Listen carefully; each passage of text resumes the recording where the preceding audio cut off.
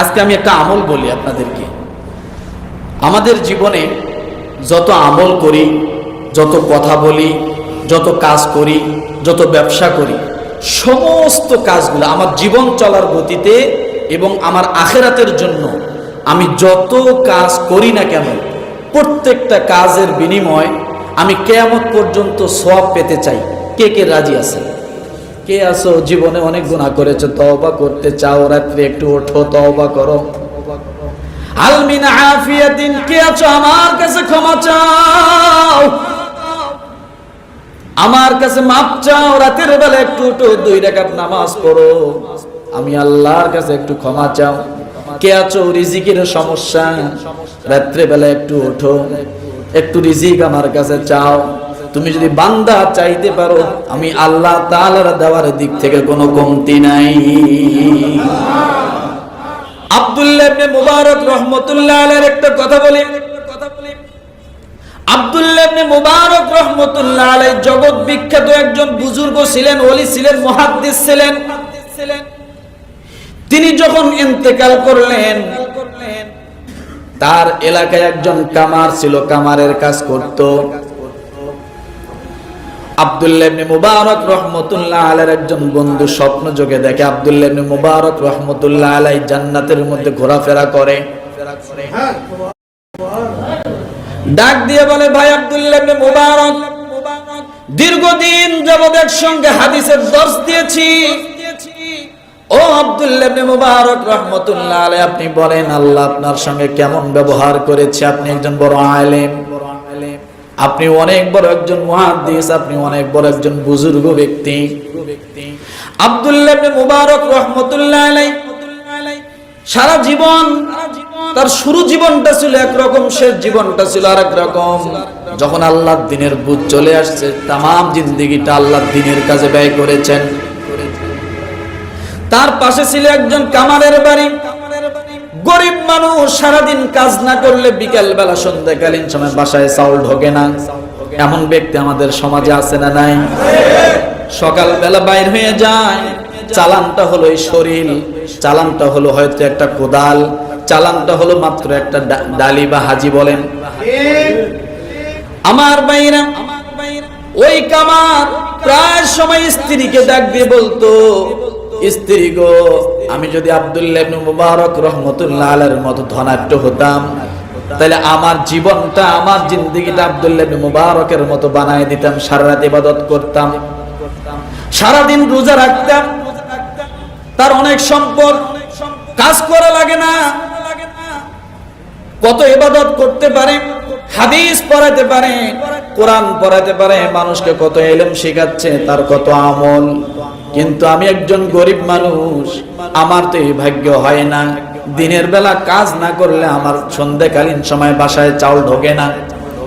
এই কথা শুধু বলতো, চোখের কোনা দিয়ে 2-1 ফোঁটা পানি তার চলে আসতো। ওই কামার যখন মারা গেল, আব্দুল্লাহ ইবনে মুবারক রাহমাতুল্লাহ আলাইহিকে তার বন্ধু প্রশ্ন করলেন, তোমার সঙ্গে আল্লাহ কেমন আচরণ করেছেন, কি তোমার জন্য মর্তবা রেখে দিয়েছেন? আব্দুল্লাহ ইবনে মুবারক রাহমাতুল্লাহ আলাইহি ডাক দিয়ে বলেন, ও আল্লাহর বান্দা, সারা জীবন হাদিস পড়াইলাম, কত আলেম বানাইলাম, কত ভালো কাজ করলাম, কত নেকির কাজ করলাম, কত আমল করেছি, কিন্তু আমার বাড়ির পাশে একজন কামার, গরিব মানুষ, সারাদিন কাজ না করলে সন্ধ্যাকালীন সময় তার ঘরে চাউল ঢুকতো না। ওই কামারের যে মর্তবা, আল্লাহ যে মর্যাদা দিয়েছেন, ওই তুলনায় আমার মর্তবা, মর্যাদা ওই পরিমাণ হয় নাই। আরো আসতে বলেন। আশ্চর্য হয়ে গেল, কামারের মর্তবা কেন বৃদ্ধি পেয়ে গেল? সঙ্গে সঙ্গে কামারের বাড়িতে চলে আসলো। পরের দিন কামারের স্ত্রীকে ডাক দিয়ে বলছে, ও কামারের স্ত্রী, আপনি কি বলতে পারেন কামারের কি এমন আমল? দেখতাম সারাদিন আগুনের সামনে বসে কাজ করত, লোহা পিটাইতো, আগুনের জ্বালাইতো, লোহা পিটাইতো।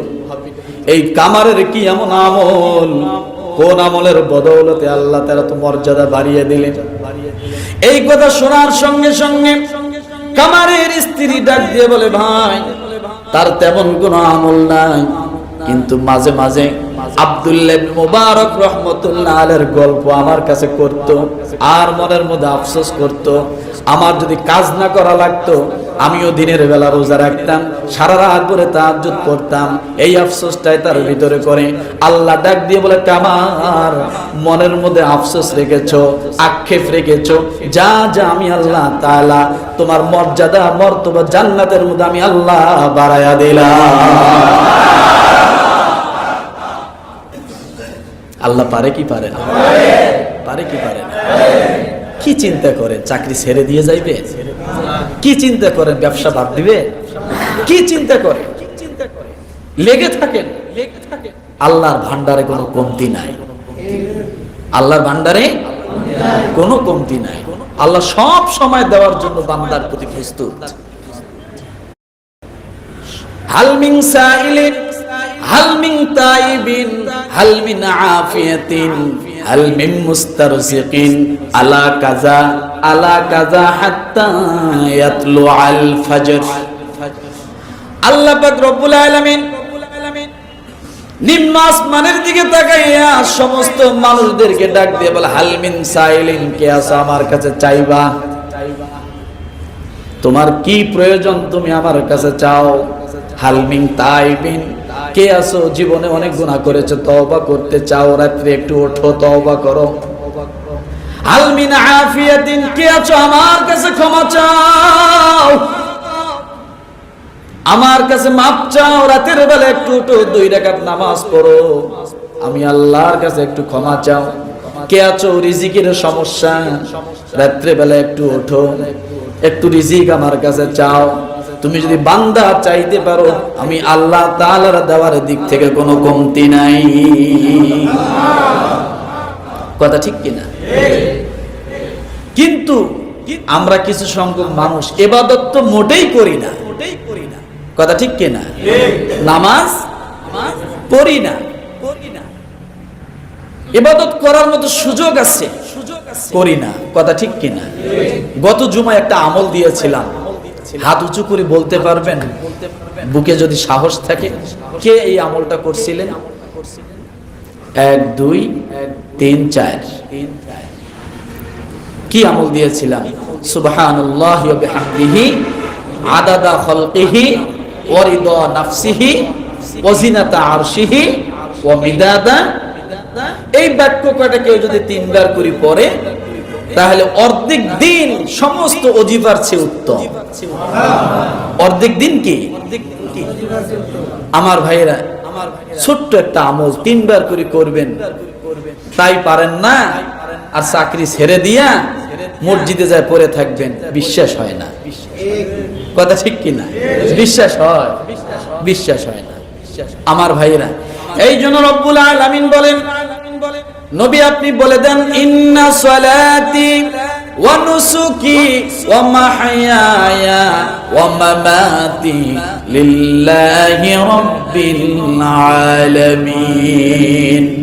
আমার নামাজ, আমার কুরবানি অর্থাৎ আমার হজ, যাকাত, দান, সদকা সব, ওয়া মাহইয়ায়া, আমার জীবনে যত কর্ম আছে, ব্যবসা আছে, চাকরি আছে, আমার জীবনে যত কর্ম আছে, মাহিয়ায়ের ভিতরে যত কর্ম ঢুকে যায়, এই জীবন চলার গতিতে যত কর্ম করা লাগে হালাল পন্থায়, আল্লাহর কাছে আপনি কি বলতেছেন? সমস্ত কর্মগুলো, মাহিয়ায়ের অর্থ সমস্ত কর্মগুলো, সমস্ত কাজগুলো, বেঁচে থাকার জন্য যা যা দরকার সবকিছু, ওয়া মামাতি, এবং আমার মউত, লিল্লাহি রাব্বিল আলামিন, আল্লাহর কাছে আপনি সবকিছু অর্পণ করলেন। কথা ঠিক কিনা? তাইলে বোঝা গেল নামাজ পড়লে যে সওয়াব হবে, রোজা করলে যে সওয়াব হবে, যাকাত দিলে যে সওয়াব হবে, দান করলে যে সওয়াব হবে, ও মাহইয়ায়া, আপনার হায়াতি জিন্দেগিতে আপনার জীবন চলার জন্য আপনি যদি রাসূলের তরিকা মোতাবেক চালাইতে চান, আর যদি এভাবে কর্ম করেন, প্রত্যেকটা কাজ হবে নামাজের মতো সওয়াব। ব্যবসা হবে নামাজের মতো সওয়াব, প্রত্যেকটা কর্ম হবে নামাজের মতো সওয়াব। কথা ঠিক কিনা?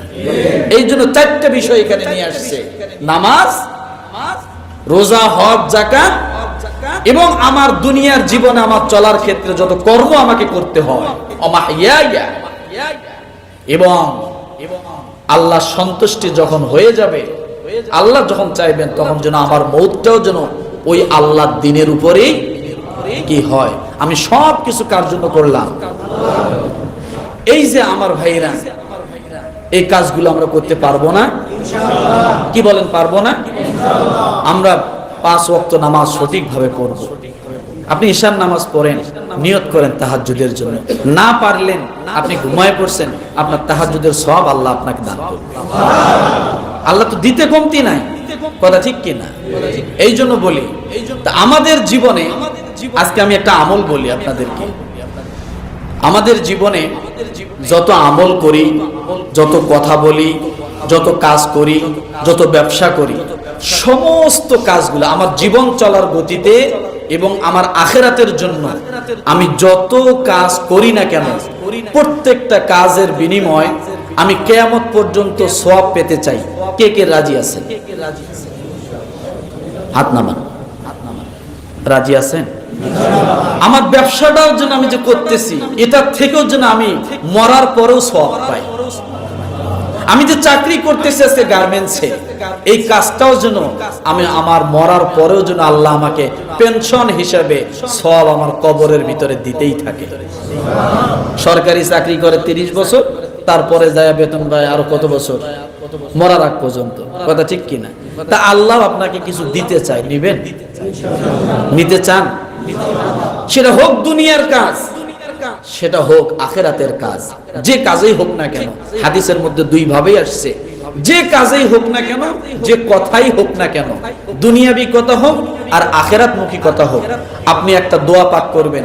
শেষে আয়েশা সিদ্দিকা রাদিয়াল্লাহু তাআলা আনহা তিনি হাদিসটি বর্ণনা করেছেন। তিনি লক্ষ্য করলেন আল্লাহর নবী উযু করেন, এরপরে একটা দোয়া পাঠ করে। আল্লাহর নবী কোরআন তেলাওয়াত করে, এরপরে একটা দোয়া পাঠ করে, ওই একই দোয়া পাঠ করে। আল্লাহর নবী নামাজ পড়ে, ওই একই দোয়া পাঠ করে। আবার রাসূল মাঝে মাঝে যদি কোনো কাজ করে, দুনিয়াবি কোনো কাজ করে, তো সেক্ষেত্রেও রাসূল কাজ শেষে ওই দোয়াটাই করে। কারোর সাথে যদি ভালো কথা বলে, সেক্ষেত্রে রাসূল ওই দোয়াটা পড়ে। দুনিয়াবি কোনো কথা বলে, কথার শেষে রাসূল ওই দোয়াটাই পাঠ করে। মা আয়েশা সিদ্দিকা রাদিয়াল্লাহু আনহা দীর্ঘদিন শুনতে শুনতে একদিন রাসূলকে ধরে বসলেন। রাসূল দাঁড়ান তো। বলে কি বলবা? বলে যে আমি ইদানিং খেয়াল করতেছি আপনি উযুর পরে একটা দোয়া করেন, একই দোয়া কোরআন শরীফ তেলাওয়াতের পরেও করেন, একই দোয়া আপনি নামাজ শেষ করিয়েও পড়েন, একই দোয়া দেখে আমার সাথে কথা বলার পরেও আপনি পড়েন। তা আমার সাথে কথা বলি কি আপনি ইস্তেগফার পাঠ করেন নাকি? আপনার গুনাহ হইছে নাকি? আপনি কি দোয়া করেন একটু বলেন তো। মা আয়েশা সিদ্দিকা রাদিয়াল্লাহু তাআলা আনহা যখন প্রশ্ন করলেন, আল্লাহর নবী বলেন, আয়েশা, তোমার জীবনের সমস্ত কাজগুলোকে কি তুমি কিয়ামত পর্যন্ত সওয়াব পেতে চাও? তোমার জীবনের প্রত্যেকটা কাজ এবং কথা কাফফারা স্বরূপ হিসেবে তুমি কি চাও যে তোমার কাফফারা স্বরূপ যা গুনাহ হবে তার সাথে সাথে মুক্ত করতে চাও? বলি ইয়া রাসূলুল্লাহ, এটা কে না চায়? তা আল্লাহর নবী বললেন, তাহলে তুমি বলো, যে কোনো কাজ করবা, ব্যবসা করো, চাকরি করো, দোকানটা যখন বন্ধ করবেন, রাতের বেলা বাসা যাওয়ার সময় এই দোয়াটা পাঠ করবেন। চাকরিতে যখন কাজ শেষ করবেন, এই দোয়াটা পাঠ করে মেশিনটা অফ করে এরপরে বাইরে হয়ে আসবেন। পারবেন না? এরপরে যেখানে যে কোনো কথা বলেন, কথা শেষ এই দোয়াটা পাঠ করবেন, উযু শেষ এই দোয়াটা পাঠ করবেন। তিরমিজি শরীফের 3433 নম্বর হাদিস। কত? তিরমিজি শরীফের 3433 নম্বর হাদিস। আল্লাহর নবী বলেন, আয়েশা, তুমি বলো সুবহানাকাল্লাহুম্মা ওয়া বিহামদিকা আশহাদু আল্লা ইলাহা ইল্লা আনতা আস্তাগফিরুকা ওয়া আতুবু ইলাইক। সুবহানাকাল্লাহুম্মা ওয়া বিহামদিকা আশহাদু আল্লা ইলাহা ইল্লা আনতা আস্তাগফিরুকা ওয়া আতুবু ইলাইক। অর্থটা কি? আমি আল্লাহ পাকের প্রশংসা সহ আল্লাহর পবিত্রতা ঘোষণা করছি। দ্বিতীয় অর্থটা কি? আশহাদু আল্লা ইলাহা ইল্লাল্লাহ, আমি সাক্ষ্য দিচ্ছি আল্লাহ ছাড়া কোনো তৃতীয় অর্থটা কি? ইল্লা আনতা আস্তাগফিরুকা, আয় আল্লাহ আমি যত কথা বললাম, যত কাজ করলাম, এই যে ব্যবসা করলাম, যদি কোনো ত্রুটি হয়ে থাকে, তোমার দ্বীনের কোনো বিরোধিতা হয়ে থাকে, তোমার রাসূলের কোনো কষ্ট হয় এমন কোনো কাজ হয়ে থাকে, তাহলে তুমি আমার এই তওবাকে কবুল করে নাও, আমাকে মাফ করে দাও, আমার তওবা কি করো? কবুল করো। আল্লাহর নবী বলেন এই দোয়াটা ওই কাজের শেষে, ওই কথার শেষে বলা মানে যত গুনাহ হয়েছে এর কাফফারা স্বরূপ হয়ে যাবে। আর যদি কোনো গুনাহ না হয় তো ওই সওয়াবগুলো কিয়ামত পর্যন্ত মোহর অঙ্কিত হিসেবে থাকবে। সুবহানাকাল্লাহুম্মা ওয়া বিহামদিকা আশহাদু আল্লা ইলাহা ইল্লা আনতা আস্তাগফিরুকা ওয়া আতুবু ইলাইক। পারবো ইনশাআল্লাহ। আল্লাহ তাআলা আমাদের সকলকে সঠিক দ্বীনের সহি বুঝ দান করুক। সকলে বলে আমিন। ওয়া আখিরু দাওয়ানা আনিল হামদুলিল্লাহি রাব্বিল আলামিন।